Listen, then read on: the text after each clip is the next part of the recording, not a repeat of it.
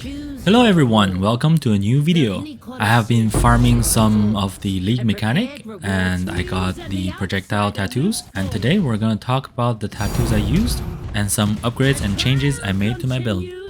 So far, I think the league mechanic after the buff seems to be very rewarding. I got myself from around 300 ranking to 800 ranking. I've gotten several divine orbs, good divination cards, and some good tattoos. Made enough currency to make some upgrades. Alright, here are the stats of my current character. I'm going to talk about every single gear. So first of all, I have the bow. This bow is very cheap. I got it for 5 divine. It is an 872 elemental DPS bow. And it has some resistances, but the most important part is the additional arrow and the craft that gives me more strength and intelligence for the attribute requirements. Other than that, I have the quiver. The quiver I bought for a couple of divines as well. It gives us also additional arrow, some crit chance and crit multi. It gives us attack speed, which is also very good.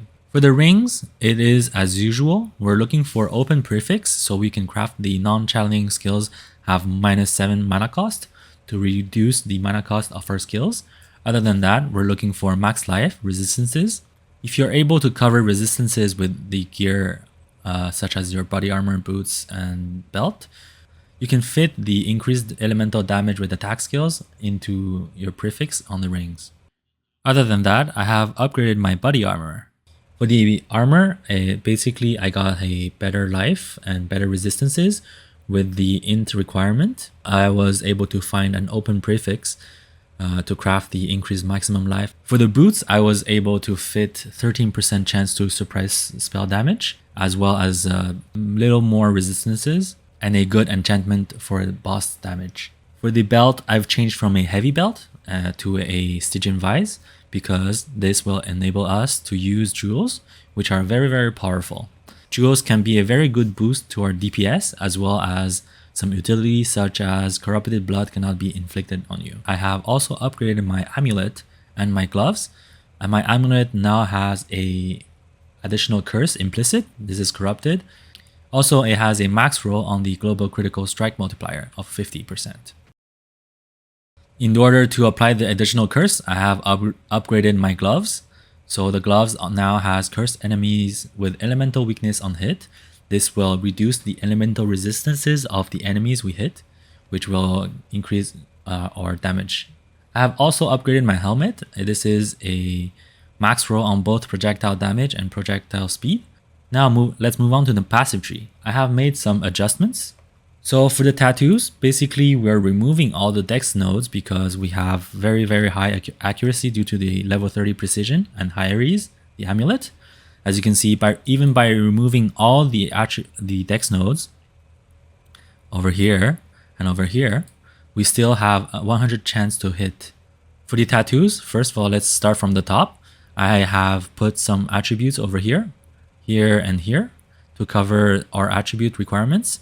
And this one enhances the tattoos in radius, which is basically the tattoos is supposed to give us 4 to all attributes, and now it gives 8. So those 3 points will give us 24 to all attributes. In addition to that, we have the projectile tattoo. This normally grants us 1 projectile, but since we have this jewel here, it doubles the effect and gives us 2 projectiles. In order for this tattoo to work, we have to have 7 passive allocated around it. As you can see, I've spent some points over here. This one is a little bit wasted, but this one is still fine because it gives us crit chance and accuracy rating. We also have another projectile tattoo over here.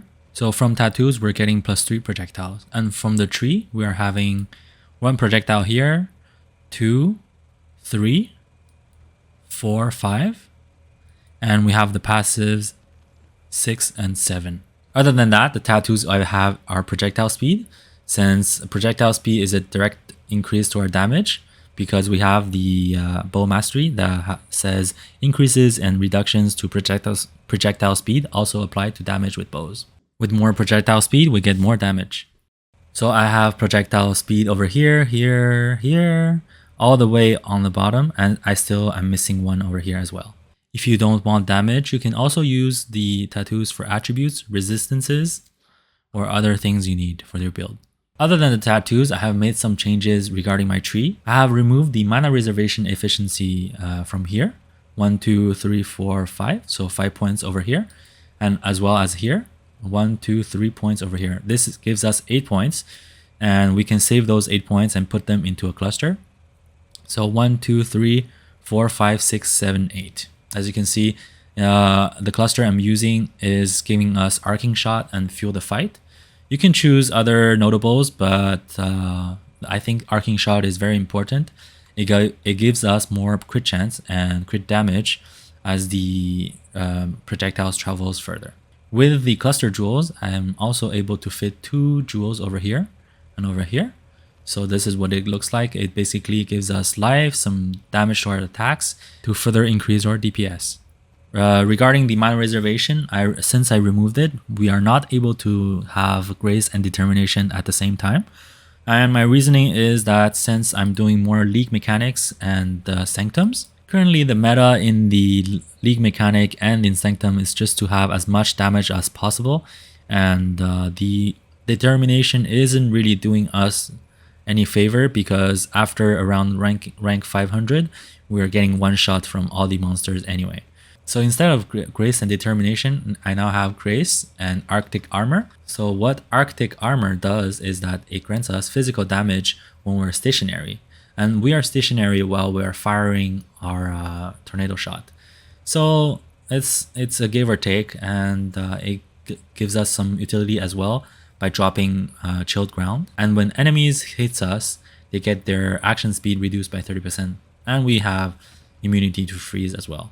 In order to have more damage on single target, I have dropped the greater multiple projectiles support for the hypothermia support.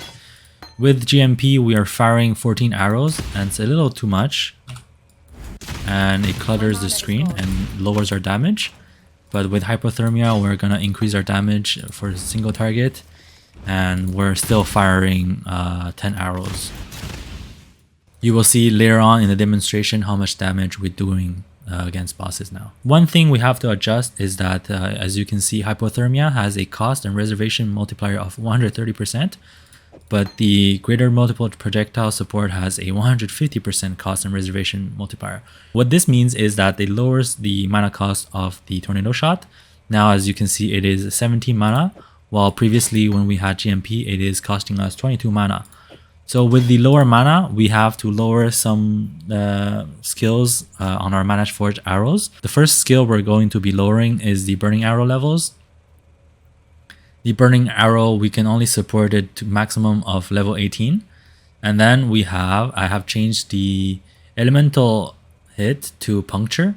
Puncture is currently casting with power charge on crit and tornado shot. In this setup with the power charge on crit support, which is increasing the mana cost, we can only put a tornado shot of level 11. This is currently all the changes I made, and I will have a link to my POB in the description, so you guys can check it out.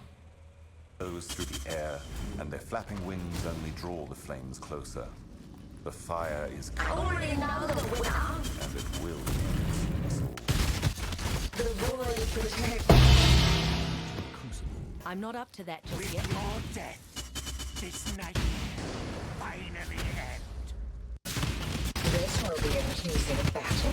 Time this my way.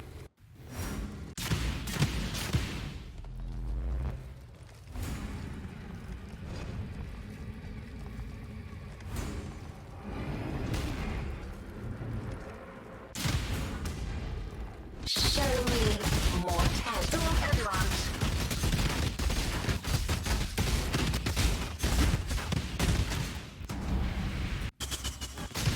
Mortal flesh is so fallible.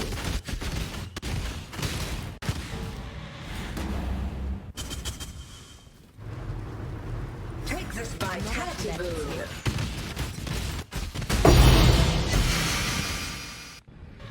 I've assembled a challenge.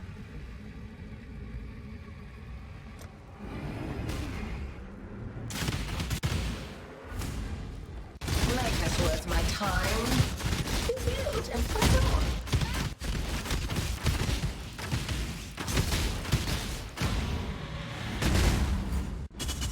Feel your life train away. I'm not up to that just yet.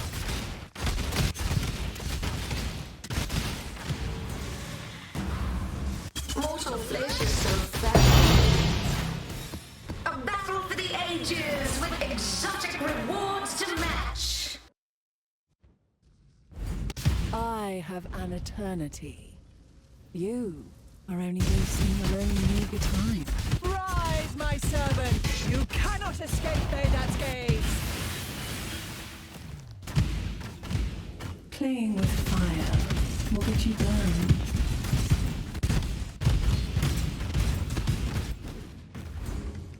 You advance my plans every time you return here.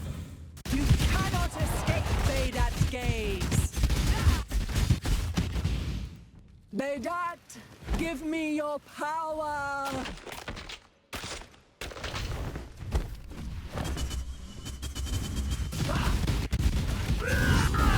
You will know pain!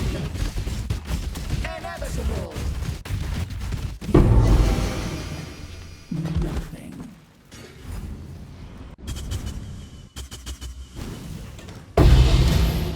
Chaos within chaos spreads more. All our essence made manifest. So as you can see, the single target damage is pretty good. I think overall this league is really good for Tornado Shot because the Tornado Shot will get more damage as you get more projectiles because the projectile are able to shotgun the boss. And we're getting 3 projectiles from tattoos. Usually the additional projectiles on bows are really expensive, and we're getting 3 projectiles on tattoos very easily. So that improves the Tornado Shot's DPS by a lot. Overall, I'm pretty satisfied where the character is currently. You can upgrade this build further. For example, having a better bow with 1200 elemental DPS and firing 2 additional arrows, that would cost around 100 divines. There's also the enchant on the helmet of Tornado Shot, which will allow it firing a secondary projectile. That is around a 30% damage boost because all the projectile will be shotgunning the boss. The enchant currently costs 30 divines. After these upgrades, it feels pretty good. Currently, I am pretty satisfied with the character so far. It has good map clear, some good DPS on single target as well. I don't know if I'm going to be upgrading this character anymore. It is currently doing all the things I wanted to farm. So usually that's where I stop and then farm some currency to get a Headhunter or Mage Blood or currency for another build. But don't worry, I will have the detailed upgrades in the spreadsheet link down below. I think this build has done its job from a league starter to a map farmer. And then you can upgrade it to a Mage Blood version with Omni and remove the Manaforged arrows and put the Ballista totem with Tornado Shot on your 6-link bow. I usually don't bother with ballistas, but if you're farming the league mechanic and the Sanctums, I would highly suggest putting some Ballista totem with Tornado Shot on your bow because these 2 mechanics favor totems by quite a lot. And another tip is that you're farming the league mechanic, you can take the projectile mastery. It will knock back enemies if you get a critical strike. We are a crit build, therefore you will be knocking back enemies just naturally by doing your attacks. And if you're bossing or doing Sanctums, you can take the critical mastery, which will grant us 25% critical strike multiplier against unique enemies. Other than that, I'll be including a link of the spreadsheet down below with my POB and my POE ninja, so you guys can check it out. I will also be updating the POBs over here on the spreadsheet. And since I have been getting a lot of attention and a lot of questions regarding this build, I will also have a link to a Discord channel. So you guys can interact with me and ask questions or maybe improve the build together. And as always, thank you guys for watching. Leave a like, subscribe, and comment down below what you think about the build.